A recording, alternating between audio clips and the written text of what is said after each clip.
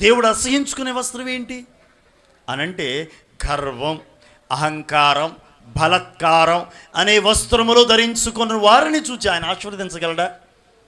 ఆశీర్వాదం కాదు వచ్చేది, అక్కడ నాశనం వచ్చింది కదా. గర్వానికి ముందు నాశనం నడుస్తుంది. బలత్కారంలో ఆయన ఇష్టపడట్లేదు కనుక ఈ వస్త్రములు మనం ఏం చేయాలి చెప్పండి? తీసివేసుకోవాలి. దేవునికి స్తోత్ర. అదేనా చెప్పింది?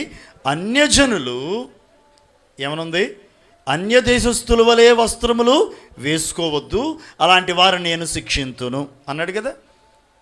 లోకస్తులు అన్య దేశస్థులు అంటే లోకంలోని వారు, లోకస్తులైనటువంటి వారు. అన్య దేశస్థుల వలె వస్త్రములు వేసుకుని వారిని అందరినీ నేను శిక్షిస్తాను. ఏంటి వారు ధరించుకున్న వస్త్రం అనంటే? బలత్కారం, గర్వం, భయం లేదు దేవుడు అంటే. ధరించుకున్నారు వీటిని, అలాంటి వారిని దేవుడు శిక్షిస్తాను అన్నాడు. కనుక మనం ఏం చేయాలంటే మనము శుచి చేసుకోవాలి, శుభ్రపరుచుకోవాలి. ఆ తర్వాత ఏం చేయాలంటే వస్త్రములు మార్చుకోవాలి. ఆ బలత్కారము, గర్వము, అహంకారము అనేటువంటి వస్త్రములను మనము మార్చుకొనవలసిన వారమై ఉన్నాము. అంటే వాటిని తీసేయాలి మనం. దేవునికి స్తోత్రం. ఆ బలత్కారముతో కూడినటువంటి వస్త్రాలను తొలగించేయాలి.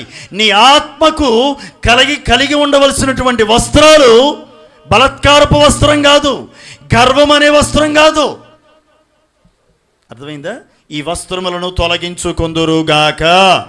దేవునికి స్తోత్రం.